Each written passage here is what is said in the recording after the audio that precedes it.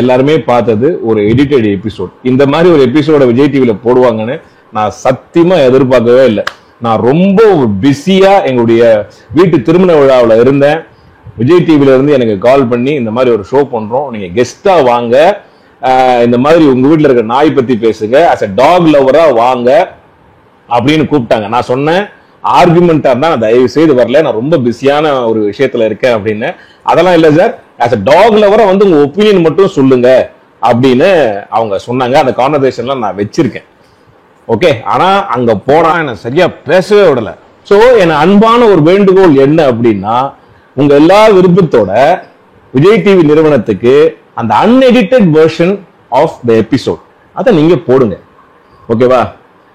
மக்கள் வந்து எவ்வளவு ஒரு துடிப்பா கொந்தளிச்சு என்னென்னமோ கமெண்ட் மேல போட்டுட்டு இருக்காங்க. சோ இது வந்து எவ்வளவு எனக்கு எதிராகவும் டாக் லவ்வர்ஸுக்கு எதிராகவும் எவ்வளவு மோசமா அந்த விமர்சனங்கள் போயிட்டு இருக்கு. ஆக்சுவலா நான் நிகழ்ச்சிக்கு வந்ததுக்கான முதன்மை காரணம் நான் வந்து டாக் மேல வச்சிருக்கிற அன்பும் பற்றும் தான் முதல் காரணம். ரெண்டாவது, இந்த மாதிரியான ஒரு சென்சேஷனல் இஷ்யூ போயிட்டு இருக்கும் போது டாக் ஹேட்டர்ஸுக்கும் சரி டாக் லவர்ஸ்க்கும் சரி பொதுவா இந்த சமுதாயத்துக்கு நம்ம இந்த விஷயத்துல ஒரு தீர்வு கிடைக்கும் அப்படின்ற ஒரு நம்பிக்கையில தான், அதுவும் கோபியுடைய ஷோ அப்படின்னு நம்பிக்கையில தான் நான் வந்து ஒரு நேரத்தை ஒதுக்கி இந்த இடைப்பட்ட நேரத்துல வந்து நிகழ்ச்சிக்கு வந்து அது எல்லாருக்குமே தெரியும். ஆச்சரியமே கேட்டாங்க, என்ன சார் வீட்டுல கல்யாணம் வச்சுட்டு நீங்க வந்தீங்களா நாய்க்காக அப்படிலாம் கேட்டாங்க. ஆனா எபிசோட் பண்ணும்போது பாத்தீங்களா 9 மணிக்கு மேல வரக்கூடாது அது மட்டும் போட்டாங்க. நல்லா நீங்க பாருங்க, நான் சொல்லியிருக்கிற விஷயம் வந்து மூன்று பகுதியாக நான் பேசினது. ஒண்ணு வந்து நாயினுடைய குணம், ரெண்டாவது நம்முடைய பிஹேவியர், மூணாவது அதுக்கான தீர்வு. அந்த தீர்வையும் நம்முடைய பிஹேவியரும் சொன்னதை வந்து அவங்க போடவே இல்லை. 9 மணிக்கு மேல நாய்க்கு தெரியாது நீ நல்லவனா கெட்டவனா அப்படின்னு. அதை டெரிட்டரியில மார்க் பண்ணி வச்சிருக்கோம். வந்தா கொலைக்கும் கடிக்கும் புது ஆள் வந்தா அப்படின்றதான் நாங்க பதிவு பண்ணேன்.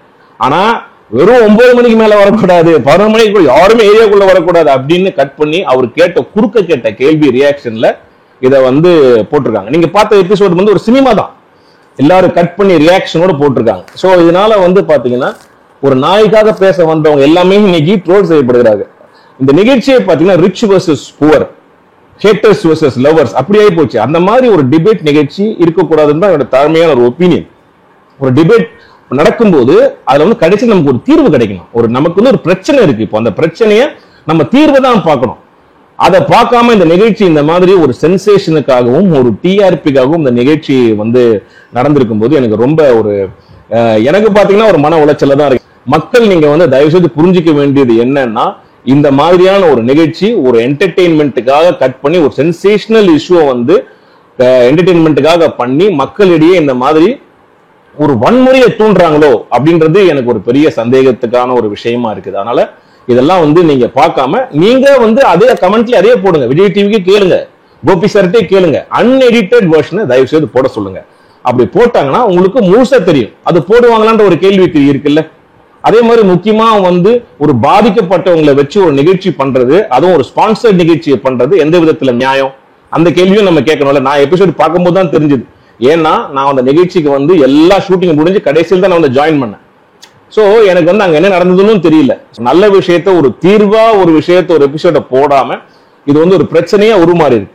சோ அதனால பதில் கொடுக்க வேண்டிய கட்டாயத்துல நாங்க இருக்கோம். அதனால நான் அன்பா எல்லாருக்குமே சொல்றேன், யாரையுமே எதிர்த்து நான் எதுவுமே பேசவே இல்லை. நீங்க யாரும் இங்க வராதீங்க, ஏன் வரீங்க அப்படின்ற மாதிரியான விஷயங்கள் அந்த அர்த்தத்தில் ஒரு ஹார்ட்லெஸ்ஸா நான் பேசவே இல்லை. நாயுடைய குணத்தை மட்டும்தான் அப்படிதான் நாய் பிஹேவ் பண்ணோம். ஒரு தெருநாய் அப்படிங்கிறது ஒரு பதட்ட நிலையிலேயே எப்பவுமே இருப்பாங்க. இந்த விஷயங்கள் எல்லாம் சொன்னேன், நிறைய விஷயங்கள் சொன்னேன், எங்க வீட்டு நாயை பத்தி சொன்னேன். இதெல்லாம் எதுவுமே அவங்க போடல. பொதுமக்கள் யாரும் தயவு செய்து என்ன தப்பா நினைக்காதீங்க. அப்படியே நீங்க என்னுடைய பேச்சால உங்களுக்கு யாருக்காவது காயமடைந்தீர்கள், பாதிக்கப்பட்டவர்கள், உங்களுக்கு அது தப்பா தோணுச்சுன்னா தயவு செய்து என்ன மன்னிச்சிடுங்க. நான் அந்த மாதிரியான எந்த வித ஒரு எண்ணத்திலுமே நான் இதுல கலந்துக்கல. மனிதர்கள் மேல இருக்க அன்பினாலையும் நாயின் மேல இருக்கக்கூடிய அன்பினாலையும் நம்ம இது ரெண்டுத்துக்குமே ஒரு தீர்வு கிடைக்கும் அப்படின்ற ஒரு நோக்கத்தை நான் நிகழ்ச்சிக்கு போனேன். ஆனா நான் போன எண்ணமும் வேற, அங்க நடந்தது வேற. அதனால தயவுசெய்து நீங்க இதை எல்லாரும் புரிஞ்சுப்பீங்கன்னு நினைக்கிறேன். உங்கள் அன்பை என்றும் நாடும். படவா கோபி. நன்றி. Love you.